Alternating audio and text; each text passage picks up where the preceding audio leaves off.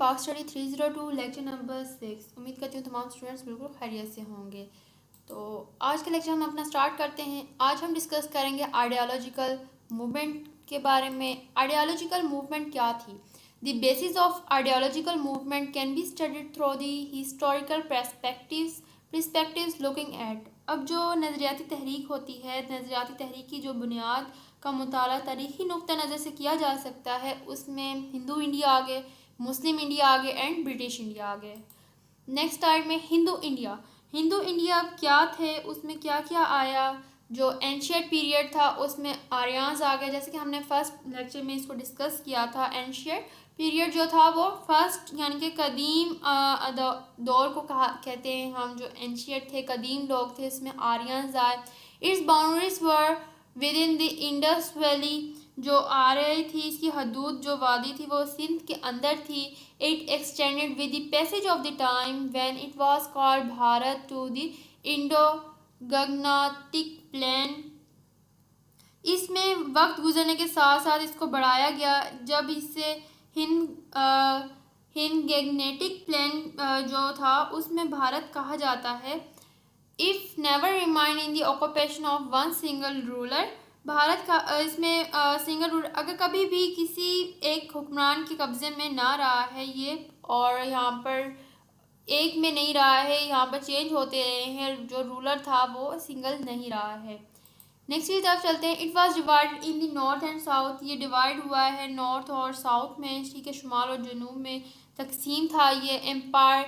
Ashoka was first to unite India after his victory in the Kalinga war on south.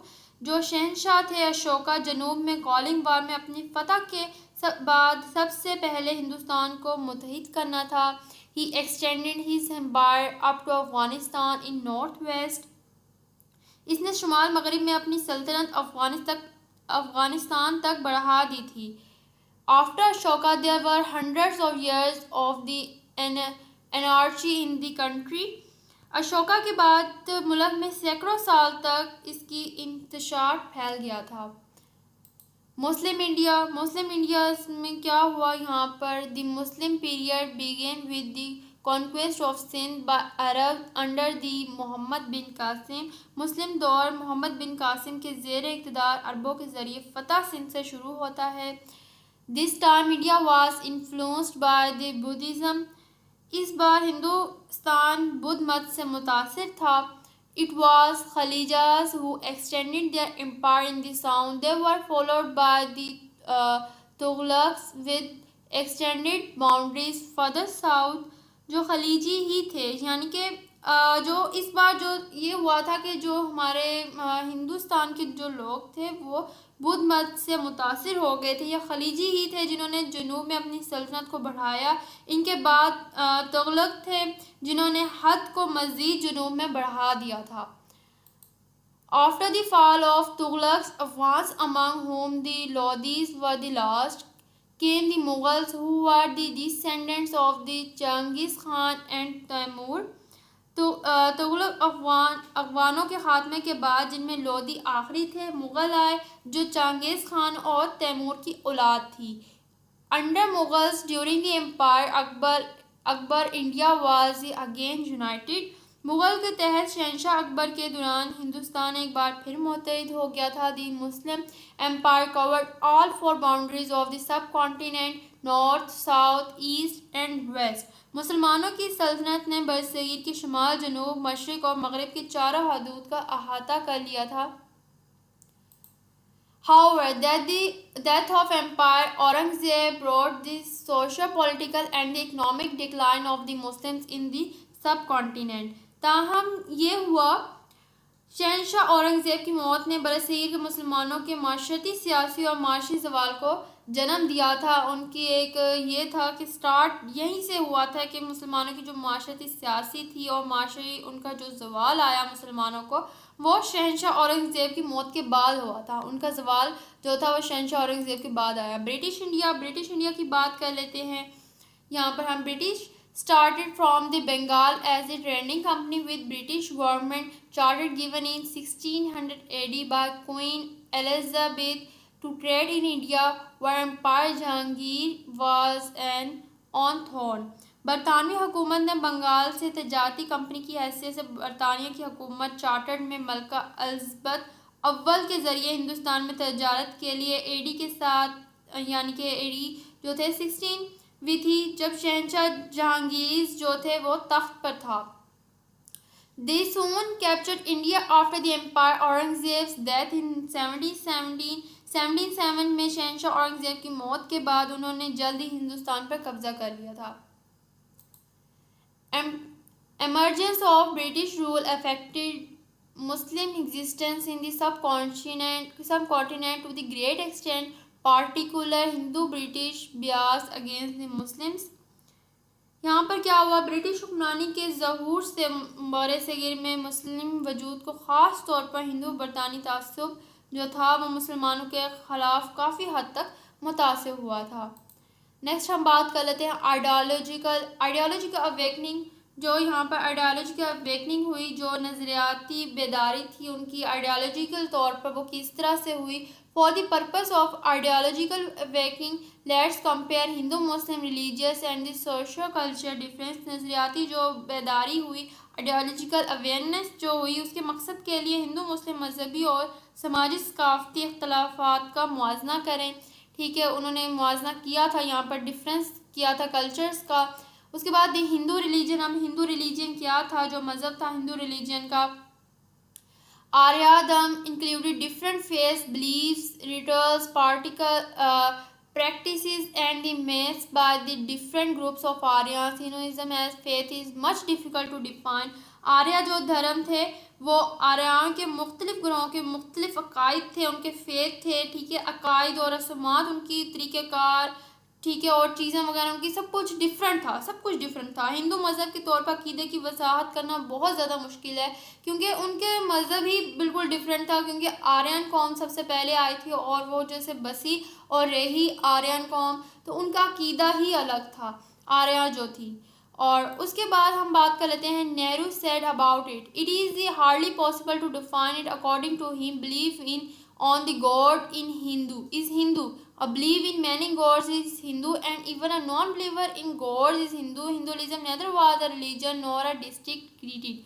तो यहाँ पर उन्होंने क्या कहा, नेहरू ने इसके बारे में ये कहा कि इसकी वजाहत मुश्किल से ही मुमकिन है। इसके बकौल खुदा, उन्होंने कहा कि खुदा पर भरोसा करना हिंदू है, बहुत से खुदाओं में मानना हिंदू है, और यहाँ तक कि खुदा को मानने वाला हिंदू है। हिंदू मज़हब ना तो एक मज़हब था और ना ही एक अलग मुस्लिक अदारा था और ना ही कोई नज़रिया था।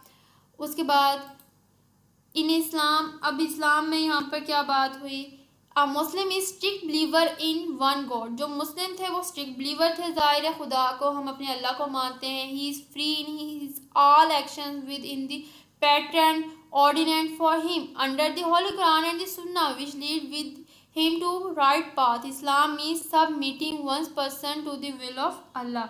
मुस्लिम एक ही खुदा पर सख्ती से मानता है, जो मुसलमान है वो सख्ती से एक ही अल्लाह पर मानता है, उसको यकीन है कि मेरा खुदा एक है, मेरी कुरान पाक एक है। ठीक है, वो कुरान मजीद और सुन्नत के तहत इसके लिए वाज़ेह करदा तर्ज के साथ अपने तमाम जो उसके अमल होते हैं उसमें आज़ाद है, जो भी काम करता है उसमें आज़ाद है, जो उसे राह रास्त की तरफ ले जाता है। इस्लाम का मतलब है किसी एक शख्स को अल्लाह की मर्ज़ी के ताबे कर देना। Islam is not just a religion but complete code of life. इस्लाम एक सिर्फ रिलीजन ही नहीं है, बल्कि सिर्फ एक मज़हब ही नहीं है, बल्कि मुकम्मल एक ज़ाब्ता हयात है। Therefore it is complete religion, particular religion, लिहाजा ये मुकम्मल मज़हब और ख़ास मज़हब है। उसके बाद नेक्स्ट हम स्लाइड की तरफ चलते हैं, सोशो कल्चर। अब सोशो कल्चर क्या था, जो समाजी सकाफत थी वो क्या थी। जब हम दोनों हिंदू मत और इस्लाम का मुआजना करते हैं तो इनके माबीन एक वाज़िया तनू पाया जाता है। मुसलमानों के नज़दीक जो है वो इत्तेहाद हिद्दत है, ठीक है, वहदत है, उनके पास इत्तेहाद वहदत है और दुनिया में इसका करदार है। इत्तेहाद और अज़मत के तसव्वुर से माखूज़ इखलाकी इक़दार की बलादस्ती को कायम करने के नज़रिए के साथ खुद एतमादी और खुद एतमादी है। यहाँ पर सोशो कल्चर में to the Hindu the world is maya and the illusion it leads to the pursuit of wealth. यहाँ पर वो ये कहता है कि हिंदू के नज़दीक दुनिया माया है, एक फ्रेब है, ये दौलत के हसूल की तरफ ले जाता है। हिंदू जो है दौलत के लिए खुदा हैं। मुसलमानों के नज़दीक इसका कोई मतलब नहीं है, मुसलमानों के नज़दीक पैसे वगैरह ये सब कुछ कोई मतलब नहीं रखता, मायने नहीं रखता। लेकिन हिंदुओं के नज़दीक गाय की इबादत की जाने वाला मुक़द्दस देवता होता है, ठीक है। वो क्या मानते हैं कि गाय की इबादत की जाए, जबकि यहाँ पर मुसलमान तो उसको पका कर खा जाते हैं उसी वक्त। मुसलमानों के लिए इसका मकसद जो है वो इंसानी खिदमत है और उससे राहत पाना है, वहाँ से उसको कंफर्ट मिलता है मुसलमानों को।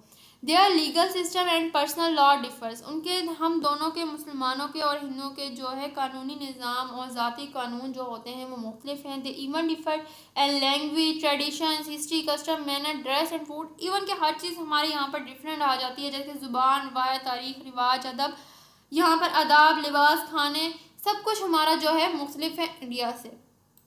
नेक्स्ट हम बात कर लेते हैं इन शॉर्ट, यहाँ पर हम कह सकते हैं they differ from birth to death, यहाँ पर ये ज़िंदगी पैदाइश से लेकर मौत तक मुख्तलिफ हैं। यहाँ पर इनका कोई सानी नहीं है, ये बिल्कुल सालों साल भी अब देखा जाए तो मुसलमान और इंडिया इकट्ठे रहे हैं, लेकिन इनका एक माइंड सेट कभी भी नहीं हो सकता। इन शॉर्ट क्या कह सकते हैं हम कि वो पैदाइश से लेकर मौत तक मुख्तलिफ हैं। मुसलमानों के लिए हर बच्चा एक मुसलमान पैदा होता है, जबकि हिंदुओं की हैसियत से मजहबी तकरीब के ज़रिए एक बच्चे को हिंदू मत किया जाता है। हिंदू अपने मुर्दा को जला देते हैं, जबकि मुसलमान जो हैं उनको दफन करते हैं बाकायदा, ठीक है, और नमाज जनाजा होती है, वहाँ पर दफन किया जाता है मुसलमान को। To the Hindu India is Bharat Mata, to the Muslim Islam is the nationalism. अब देखिए वही बात आ गई, हिंदुओं के नज़दीक हिंदुस्तान जो है वो भारत माता है, मुसलमानों के नज़दीक क्या है, इस्लाम नेशनलिज्म है। On these differences are concrete ideological movement emerge in the subcontinent lead by the people like the Sheikh Ahmad Sirhindi. तो यहाँ पर देखिए ये बात करते हैं कि यहाँ पर इन इख्तलाफात पर बरसीर में एक ठोस नज़रियाती तहरीक सामने आई, जिसकी सरबराही जो की थी वो शेख अहमद सरहिंदी ने की, शाह वलीउल्लाह ने की, शाह अब्दुल अजीज़ ने की, सैयद अहमद शहीद थे, उसमें सैयद इस्माइल शहीद थे, दो भाइयों जो थे वलायत अली और अनायत अली जैसे लोगों ने की। तो यहीं पर हमारा लेक्चर आज का जो है वो कंप्लीट होता है। जो यहाँ पर मैंने पॉइंट्स डिस्कस किए हैं ये मोस्ट इम्पॉर्टेंट पॉइंट्स हैं, अगर आप इनको अच्छे तरीके से याद कर लें तो पेपर में आपका पेपर बहुत अच्छा अटैम्प्ट हो सकता है। इन पॉइंट्स के ज़रिए ही, इन लाइन्स के ज़रिए ही। स्टूडेंट्स अगर आपको पेपर में ज़रा भी डिफ़िकल्टी लगे तो आपने कोई भी क्वेश्चन छोड़ कर नहीं आना है, कोई भी ब्लैंक क्वेश्चन नहीं छोड़ कर आना है आपने। पेपर इतना ज़्यादा डिफिकल्ट नहीं होता, पास पेपर से बहुत ज़्यादा आता है। पीपीटी की स्लाइड्स ये होती हैं, यहीं से आपके शॉर्ट क्वेश्चन बन जाते हैं और यहीं से आपके लॉन्ग क्वेश्चंस बन जाते हैं। इन स्लाइड्स को आपने अच्छे तरीके से पढ़ लेना है और अच्छे तरीके से याद कर लेना है। ये मोस्ट इंपॉर्टेंट सिलेक्टिव लाइन्स हैं आपके पूरे लेक्चर से, पूरे हैंड आउट से, पूरे चैप्टर से। ये मोस्ट इंपॉर्टेंट लाइन्स हैं जिनको आप अच्छे से याद कर लें तो आपके मार्क्स बहुत अच्छे आ सकते हैं। और MCQs जो आते हैं वो पास पेपर से बार बार रिपीट होकर आते हैं और पीपीटी स्लाइड्स तैयार करने के बाद आपके MCQs जो होते हैं वो 80% तक तैयार हो जाते हैं। उम्मीद करती हूँ आपको आज का लेक्चर अच्छा लगा होगा। मिलेंगे नेक्स्ट लेक्चर में, तब तक के लिए वालेकुम अस्सलाम, अल्लाह हाफिज़।